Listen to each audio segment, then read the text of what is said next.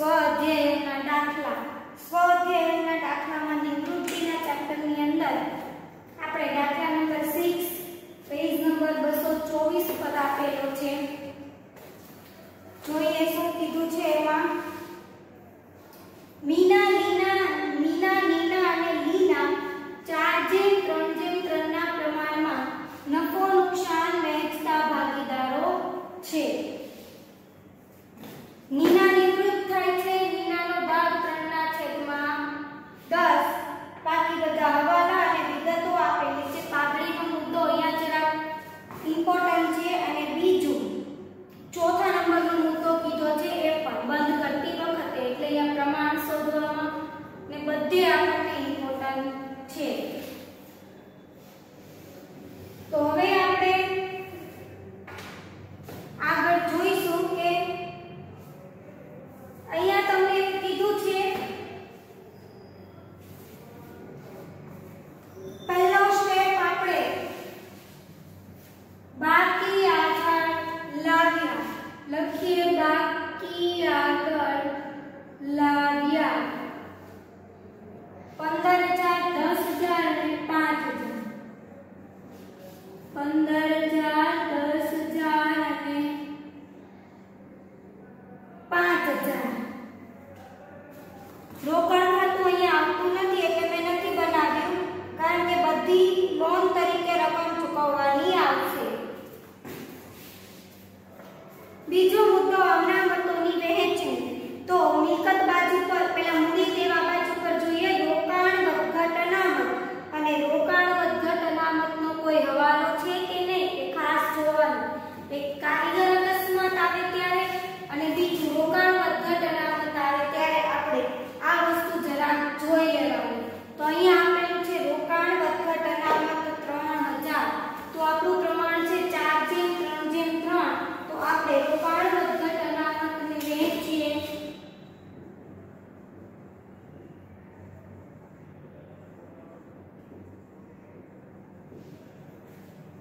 $1,200, 900 અને 900.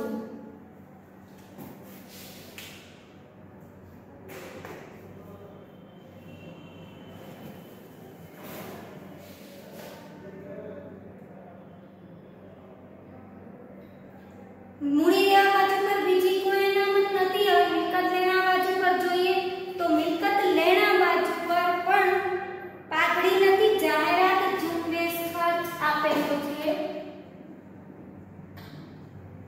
જાહેરાત ઝુંબેશ ખર્ચ અવાસ્તવિક મિલકત છે 3,000 ને 1,200, 900 અને 900. હવે નેક્સ્ટ જોઈએ અનામતોની વહેંચણી થઈ ગઈ. હવે મિલકત અને દેવાનું પુનઃ મૂલ્યાંકન. મિલકત અને દેવાનું પુનઃ મૂલ્યાંકનની હવે આપણે નેક્સ્ટ આ નોંધ જોવાની છે. હવાલાઓ. યંત્રનું 45,000 અને સ્ટોકનું 5500 ની કિંમતે મૂલ્યાંકન નક્કી કર્યું. યંત્રોનું 45,000. તો પહેલા આપણે જોઈએ યંત્રો કેટલાના છે.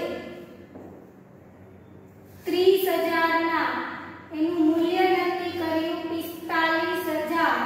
એટલે શું થયું? વધારો 15,000 નો. બીજું છે સ્ટોક 5,000. એનું મૂલ્ય કીધું 5500. તો એમાં પણ વધારો થયો 500 નો. બંને વધારો છે. મિલકત વધે જમા બાજુ પર યંત્રો ખાતે અને સ્ટોક ખાતે 15,000 ને 500. દેવાદારો પર 5% ઘાલખાદ અનામત. દેવાદારો 10,000 માઇનસ ઘાલખાદ અનામત 5% એટલે 500. 9,500. જૂની નવી એવું કઈ નથી એટલે આ બાજુ પર જ આવશે. ઘાલખાદ અનામત ખાતે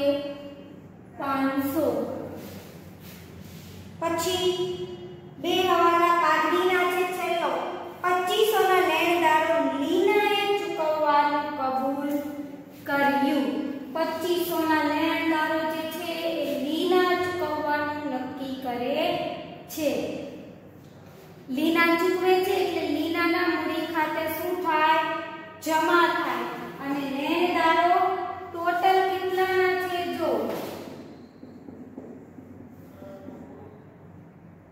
10,000.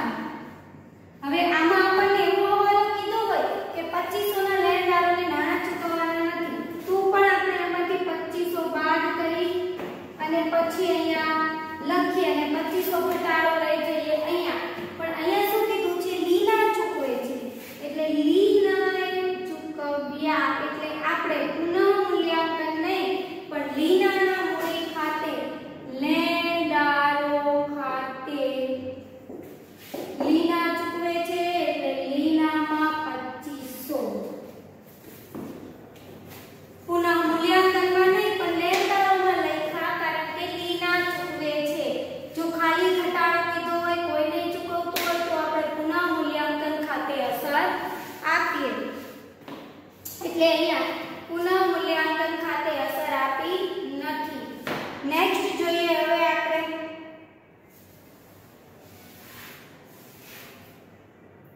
પાઘડીવાળા હવે આપણે પાઘડીવાળો મુદ્દો જોઈએ પુનઃ મૂલ્યાંકન વાળા મુદ્દા પૂરા અહીંયા આટલા જ મુદ્દા આપેલા હતા ખાસ જોજો પહેલા તો પાઘડીનું મૂલ્યાંકન આપેલું છે 10,000 પાઘડીનું મૂલ્યાંકન બરાબર 10,000 ગુણ્યા 3/10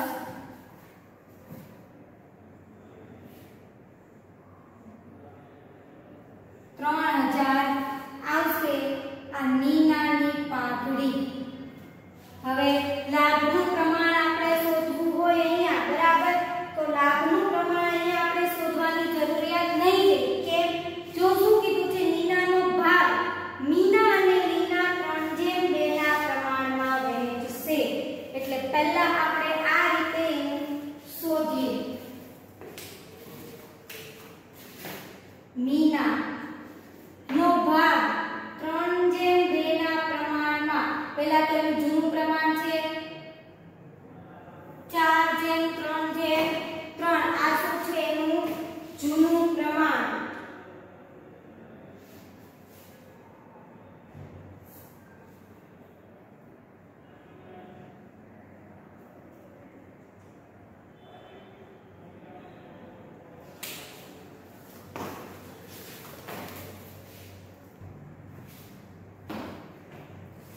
શું કીધું છે આગળ આપણને મીના અને લીના આ લાભનું પ્રમાણ તો થશે 3/2 પણ આપણે અહીંયા નવું પ્રમાણ શોધવું પડશે કેમ કારણ કે તમને ચોથો હવાલો કીધો છે મીના અને લીનાની મૂડી નવા નફા નુકસાનના પ્રમાણમાં રાખવાની એટલે અહીંયા જે મૂડી આવે નવા નફા નુકસાનના પ્રમાણમાં રાખવાની કીધી છે નવું પ્રમાણ શોધવું પડશે આમાં તમને જે પ્રમાણ આપેલું છે લીનાનો ભાગ મીના અને લીના 3/2 માં વહેંચે નવું પ્રમાણ નથી એ લાભનું પ્રમાણ કહેવાશે તો પહેલા આપણે લીનાનો ટોટલ લીનાનો ભાગ કેટલો છે 3/10 ગુણ્યા વહેંચશે 3/2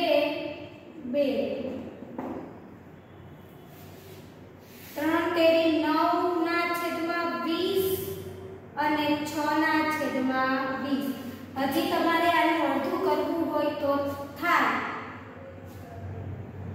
નહીં એટલે આપણે અડધું કરવાની જરૂરિયાત નથી કારણ કે અહીંયા નહીં થાય એટલે 9/6 એટલે 3/2 લાભનું પ્રમાણ તો એ જ રહેશે આપણે આ ભાગની જરૂરિયાત હતી નવું પ્રમાણ શોધવા માટે જો નવા પ્રમાણનું સૂત્ર મૂકવું નવું પ્રમાણ બરાબર જૂનો યાદ હોય તો આપણે આ ચેપ્ટર શીખ્યા ત્યારે દાખલા ગણતા જૂનો ભાગ પ્લસ લાભ તો મીનાનો જૂનો ભાગ થાય 4/10 પ્લસ લાભ આવ્યું 9/20 બરાબર સોરી 9/50 આવશે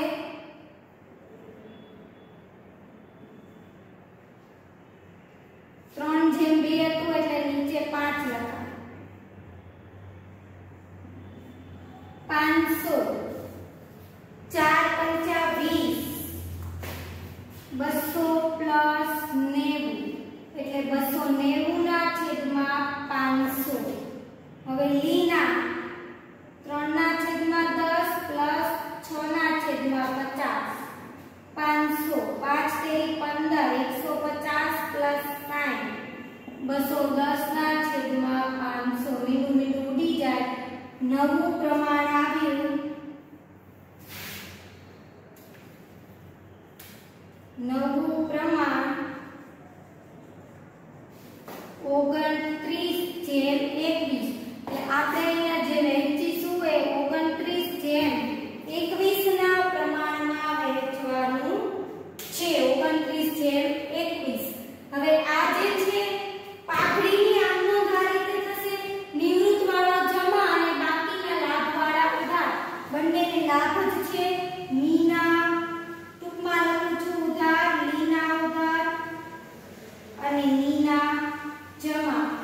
જમા 3000 એને લાભનું પ્રમાણ 3/2 માં વહેંચો એટલે 1800 અને 1200 આવશે. અહીંયા સમજ પડી. આ મુદ્દો એ રીતે હતો. તમને એવું કીધું હતું કે નીનાનો ભાગ મીના અને લીના 3/2 ના પ્રમાણમાં મેળવશે. એટલે 3/2 તમારું લાભનું પ્રમાણ થયું. પણ આપણને નવી મૂડી નવા નફા નુકસાનના પ્રમાણમાં રાખવાની હતી. એટલે નવું પ્રમાણ શોધવું પડે. તો નવું પ્રમાણ શોધવા માટેનું સૂત્ર જૂનો ભાગ પ્લસ લાભ એટલે લાભનો ભાગ જોઈએ. આ તો પ્રમાણ હતું. આપણે શું જોઈએ? લાભ જોઈએ. એટલે ભાગ આ બેઠો મૂકીને નવું પ્રમાણ શોધી લીધું. એટલે આ જૂનું, લાભનું અને નવું બધા જ પ્રમાણ આપણી પાસે આવી ગયા. હવે આપણે પાઘડીની આંકડીની ખતમની કરીએ. મુખ્ય 3000 હતી મેઇન નીનાના ભાગની. લાભના પ્રમાણમાં વહેંચી મીના અને લીના ઉધાર. તો મીના અને લીનાના મૂડી ખાતે ઉધાર 1800 અને 1200. નામ આવશે નીનાના મૂડી ખાતે. અને નીનાના મૂડી ખાતે જમા છે 1800 અને 1200. ત્યાં નામ આવશે પહેલા મીનાના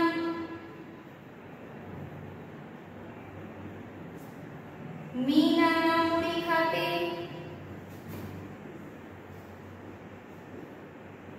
અને લીનાના મૂડી ખાતે.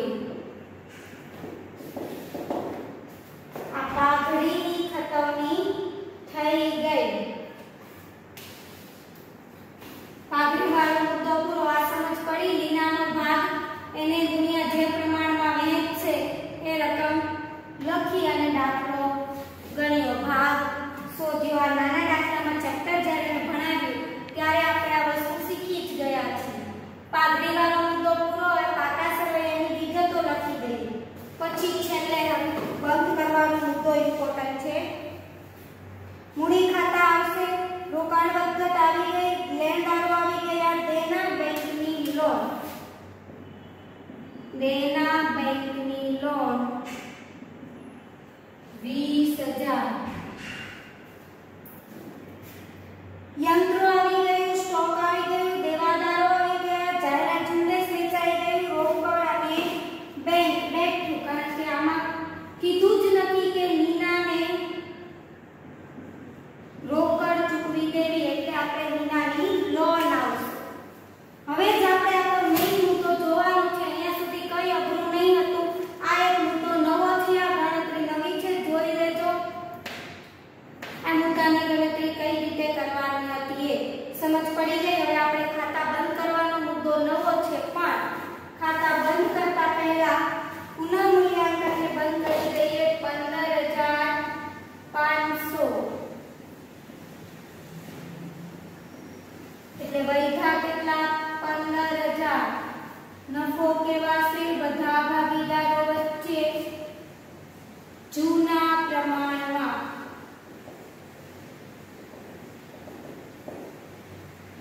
6000, 4500 અને 4500. પુનઃ મૂલ્યાંકન ખાતે 6 6045 અને 4500 આવી ગયું પુનઃ મૂલ્યાંકન ખાતે। હવે મેઈન આપણે આ મુદ્દો બંધ કરવાનો છે। એ બંધ કરતી વખતે પહેલા આપણે ધ્યાન રાખીશું નવી મૂડી નવા નફા નુકસાનના પ્રમાણમાં રાખવાની કીધી છે।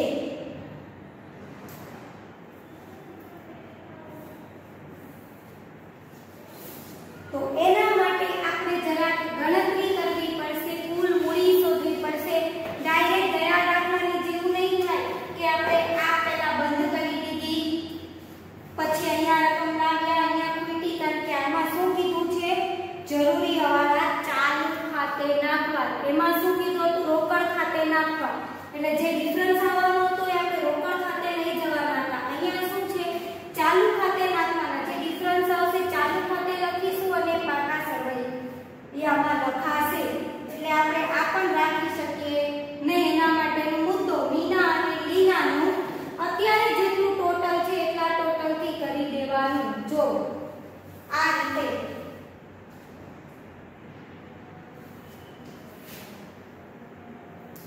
15,000 પ્લસ 6,000 21,000 22,200 માઈનસ 3,000 કરો એટલે કેટલા આવે? અહીંયા હું શોર્ટમાં તમને બતાવી દઉં છું, એટલે આવે 19,200 મીનાના। પછી આ લીનાના કરીએ 5,000 પ્લસ 2500 અને 4500 એટલે અહીંયા થાય તમારા 7,000 5 ને 7 12,900 માઈનસ 2100